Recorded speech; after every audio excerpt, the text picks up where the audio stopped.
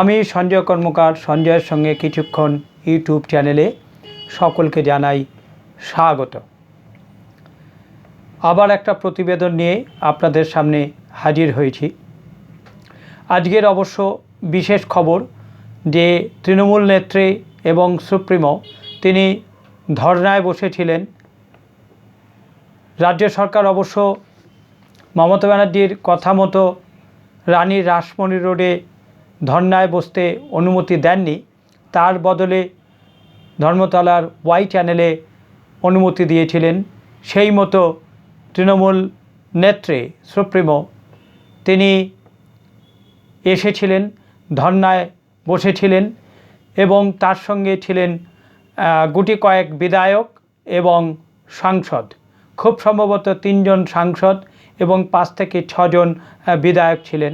তার পুরনো দিনের সৈনিক কল্যাণ বন্দ্যোপাধ্যায়, মদন মিত্র, চন্দ্রিমা ভট্টাচার্য, দোলা সেন, কুণাল ঘোষ প্রমুখ নেতৃবৃন্দ উপস্থিত ছিলেন। এছাড়াও আরও কিছু নেতা ছিলেন। সেই সঙ্গে কর্মীদের একটা জমায়েত ছিল।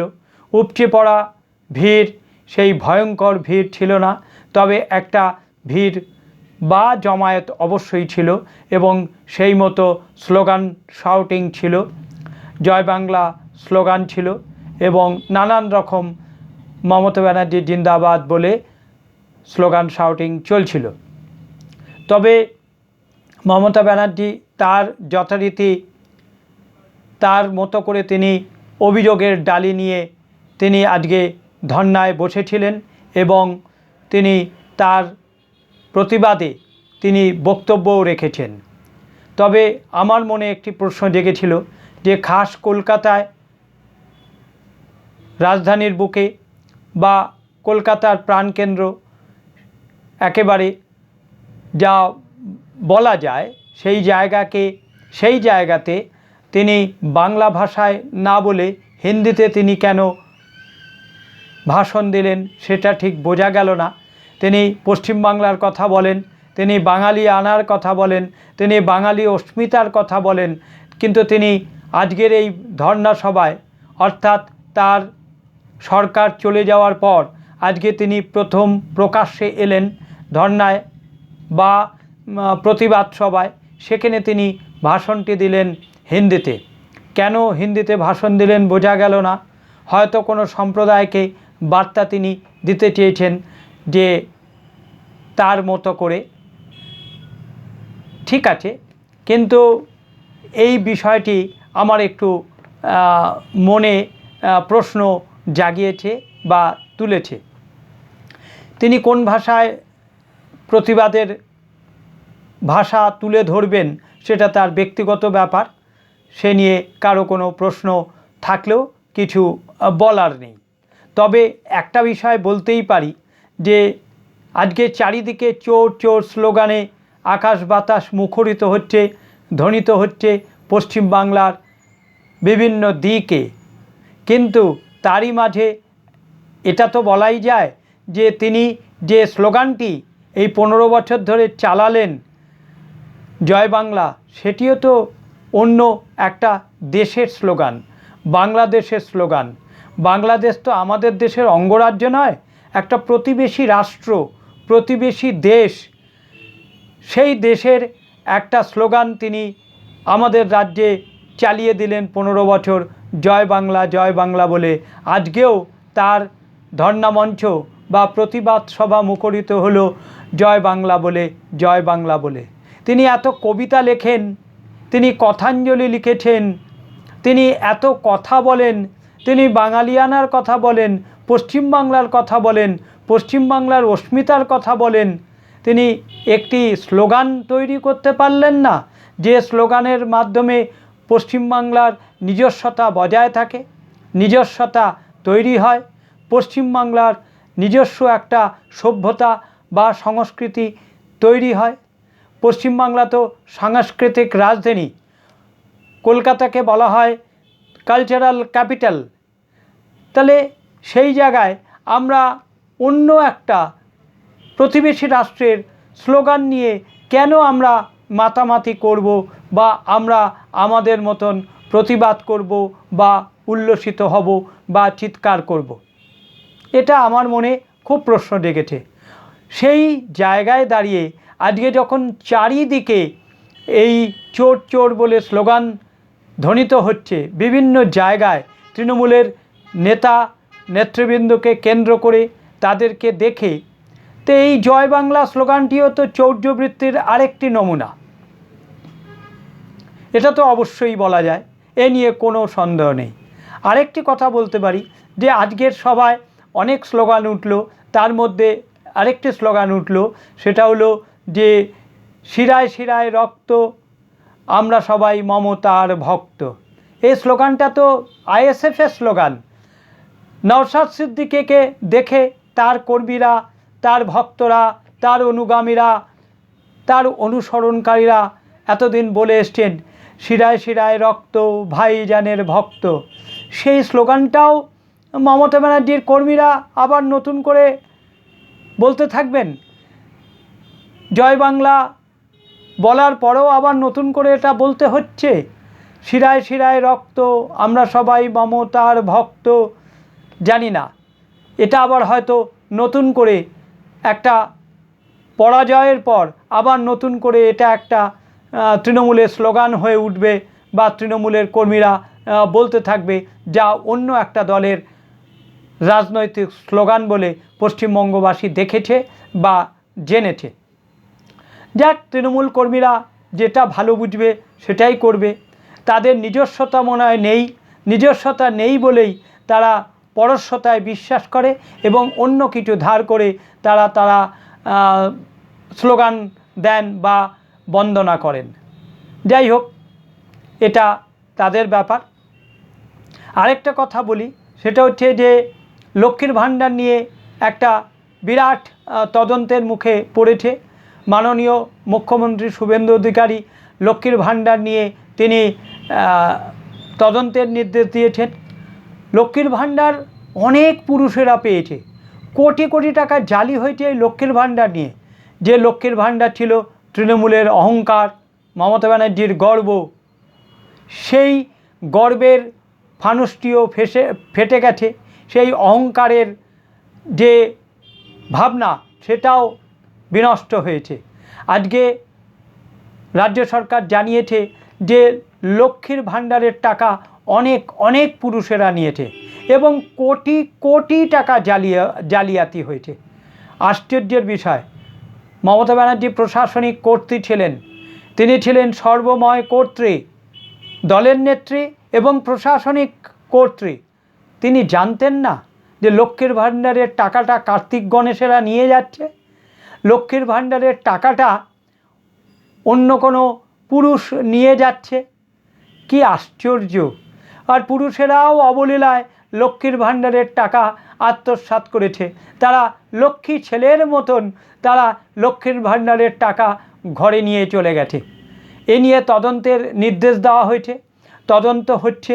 অন্নপূর্ণা ভাণ্ডারের ফর্ম ফিল আপের জন্য রাজ্য সরকার এই জন্য এত বেশি কড়াকড়ি করেছে, তার কারণ অন্নপূর্ণার জায়গায় যদি শিব ঠাকুর এসে সেই টাকা আত্মসাৎ করে নিয়ে যায় রাজ্য সরকারের করের টাকা, তাহলে কেমন লাগবে? অন্নপূর্ণা ভাণ্ডারের টাকা অন্নপূর্ণারাই নিক, শিব ঠাকুরেরা যেন না নেয়। লক্ষ্মীর ভাণ্ডার যেভাবে কার্তিক গণেশেরা নিয়েছে, পুরুষেরা নিয়েছে, এ রাজ্য সরকারের আমলে যেন তা না হয়, এটা জনগণের তরফে নিশ্চয়ই একটা মানে খুব গুরুত্বপূর্ণ দাবি থাকবে এবং জোরালো দাবি থাকবে যে অন্নপূর্ণারা টাকা নিক। আমাদের করের টাকায়, পশ্চিমবঙ্গবাসীর করের টাকায় যে টাকা মা বোনেদের দেওয়া হচ্ছে, লক্ষ্মীদের দেওয়া হচ্ছে তাদের উপকারের জন্য, তাদের কিছু সুবিধার্থে দেওয়া হচ্ছে, সেই টাকাটি যেন অন্নপূর্ণারাই পায়, কোনো শিব ঠাকুর যেন না পায়, কোনো নারায়ণ যেন না পায়। নারায়ণের ব্যবস্থা অন্যভাবে হবে, তা নারায়ণের ব্যবস্থা হোক, কিন্তু নারায়ণ যেন লক্ষ্মী অন্নপূর্ণারাই পায় এবং তাদের ব্যাংকেই যেন ঢোকে। তৃণমূল জানতো, কিন্তু জেনেও তার বিরুদ্ধে কোনো প্রতিবাদ করেনি। তারা আজকে মমতা ব্যানার্জির ধর্ণা মঞ্চে অনেক কিছু প্রতিবাদ করছিলেন, কিন্তু তারা এই কথাটা একবারও প্রতিবাদ করেননি যে আমাদের লক্ষ্মীর ভাণ্ডারের টাকাটা কেন দিদি পুরুষেরা পেল, কেন দিদি কার্তিক গণেশেরা পেল। এই নিয়ে কিন্তু তৃণমূলের আজকে ধর্ণা সভায় কেউ প্রশ্ন তোলেনি, কেউ কোনো স্লোগান দেননি, কেউ কোনো চিৎকার করেননি। শুধু মমতা ব্যানার্জি জিন্দাবাদ আর জয় বাংলা জিন্দাবাদ, প্রকৃত প্রশ্নগুলো কিন্তু কেউ তোলেনি। আরেকটি বিষয় খুব চোখে পড়েছে, সেটা হচ্ছে মমতা ব্যানার্জির স্নেহধন্য পশ্চিমবাংলার প্রাক্তন ডিজি, রাজ্যসভার বর্তমান সাংসদ রাজীব কুমার কেন মমতা ব্যানার্জির এই দুঃসময় মমতা ব্যানার্জির ধর্ণা সভায় পাশে ছিলেন না বা উপস্থিত ছিলেন না।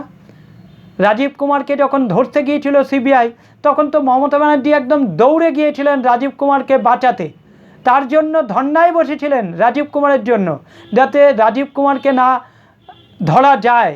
কিন্তু আজকে যখন মমতা ব্যানার্জি সরকার পতনের পর, হেরে যাওয়ার পর যখন মমতা ব্যানার্জি রাস্তায় বসেছে, তখন কেন রাজীব কুমার উপস্থিত নেই, রাজীব কুমার তার পাশে নেই? এটা একটা অবশ্যই প্রশ্ন থাকে, সেই প্রশ্নটা রইল। আরেকটি কথা বলা যায়, সেটি হচ্ছে যে আজকে মোফাক্করুল ইসলামকে চার্জশিট পেশ করেছে এনআইএ, কেন্দ্রীয় তদন্তকারী সংস্থা। 59 দিনের মাথায় চার্জশিট পেশ করেছে। মোফাক্করুল ইসলাম সহ আরও 29 জনের বিরুদ্ধে চার্জশিট পেশ করেছে মোথাবাড়ি কাণ্ডে। ফলে এই চার্জশিট পেশ করার জন্য মোফাক্করুল ইসলাম নিশ্চয়ই আরও বিপদে পড়তে চলেছেন এবং তিনি আরও আইনি জটিলতায় পড়তে চলেছেন। এই প্রসঙ্গটা এই কারণে তুললাম যে তৃণমূল নেতৃত্বের উস্কানিতে বা অন্য কারো উস্কানিতে বা অন্য কোনো ব্যক্তির উস্কানিতে যদি কোনো অন্যায় কাজ করা হয়, যে ব্যক্তি উস্কানি দিল তিনি পার পেয়ে গেলেন, কিন্তু উস্কানিতে যিনি পা বাড়ালেন তিনি বিপদে পড়লেন। মোফাক্করুল ইসলাম সহ যে 29 জন গ্রেপ্তার হয়েছে বা যাদের বিরুদ্ধে চার্জশিট পেশ করা হলো, তাদের পরিবার তো বিপদে পড়ল। তাদের পরিবারকে তো এ নিয়ে লড়াই করতে হবে, আইনে লড়াই করতে হবে। খামোকা অযথা উস্কানিতে পা দিয়ে কী লাভ, এটাই আমার বক্তব্য। আরেকটি খবর সামনে এসছে, সেটা হচ্ছে আজকে টিএমসির মেয়র পরিষদ তারকেশ্বর সিং তিনি পদত্যাগ করতে চলেছেন এবং টিএমসির আরেক নেতা, গুরুত্বপূর্ণ নেতা সচিন সিং গ্রেপ্তার হয়েছে। দল দুটুকরো হবে কিনা জানা যাবে না ঠিক এখনই, সময় বলবে, ভবিষ্যৎ বলবে।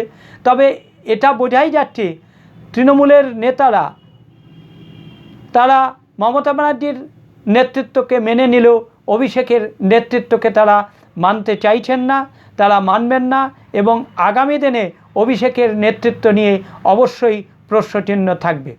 আবার অভিষেক ব্যানার্জি আজকে লেটার হেডে মাননীয় স্পিকারকে চিঠি দিয়েছেন বিরোধী দল নেতা নির্বাচনের জন্য। বিজেপি যেটাকে বলেছে আইন বিরুদ্ধ, বেআইনি এবং অনৈতিক কাজ। স্পিকার আজকে ছিলেন না, আসেননি। আগামীকাল বা ভবিষ্যতে যেদিন আসবেন স্পিকার এই নিয়ে অবশ্যই নিশ্চয়ই সিদ্ধান্ত নেবেন। অভিষেক ব্যানার্জিকে সিআইডি 8 দিন সময় দিয়েছে।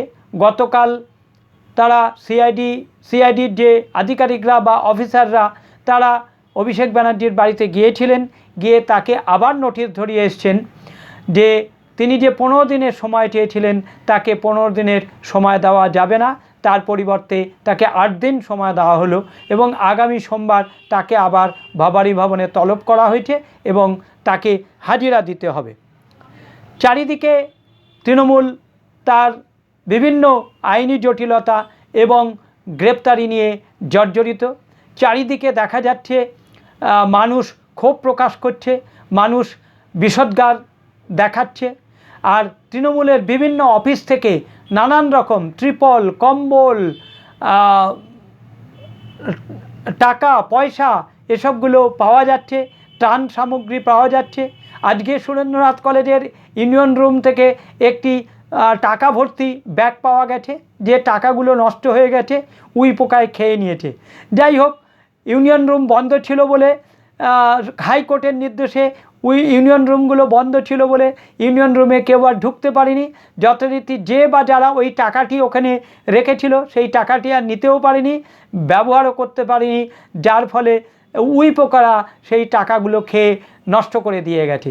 যাই হোক, এভাবেই দিকে দিকে টাকার ব্যাগ, টাকার থলি, কম্বল, ত্রাণ সামগ্রী, তারপরে নানান রকম ত্রিপল, এগুলো সব পাওয়া যাচ্ছে। তৃণমূল এগুলো দেখেও দেখেনি, প্রশাসনিক দপ্তর এগুলো দেখেও দেখেনি, চোখ বুজে ছিল। আজকে চোখ বুজে থাকার ফলে যে ঘটনাটি ঘটেছে তা ভয়ঙ্কর, তা তৃণমূলের জন্যই ভয়ঙ্কর। তার কারণ আজকে তৃণমূল নেতা বা যারা গ্রেপ্তার হচ্ছেন তাদেরকে দেখলেই জনগণ চোর চোর চোর বলে স্লোগান দিচ্ছে, যা শুনতে অত্যন্ত খারাপ লাগছে, যা তৃণমূলের জন্য অনভিপ্রেত। জানি না আগামী দিনে কতদিন এই বিভিন্ন নেতাকে দেখে, তৃণমূল নেতাদের দেখে মানুষ চোর চোর বলে স্লোগান দেবে। সময় বলবে, তা ভবিষ্যৎ বলবে, এবং তৃণমূল দলটার কি অবস্থা হবে সেটাও সময় বলবে, ভবিষ্যৎ বলবে, বা আগামী দিনে তা জানা যাবে। আমরা অপেক্ষায় রইলাম, আমরা শুধু দেখব যে কি ঘটতে চলেছে। ঘটনার যে ঘাত প্রতিঘাত চলছে তাতে বোঝাই যাচ্ছে যে তৃণমূল দলটা টুকরো টুকরো হয়তো হতে চলেছে বা ভাঙন ধরতে চলেছে। এখনকার প্রতিবেদন এই পর্যন্তই। সবাই ভালো থাকবেন, সুস্থ থাকবেন, আনন্দে থাকবেন। আমার চ্যানেলটিকে লাইক করবেন, সাবস্ক্রাইব করবেন এবং আপনাদের মতামত কমেন্টস বক্সে জানাবেন। নমস্কার।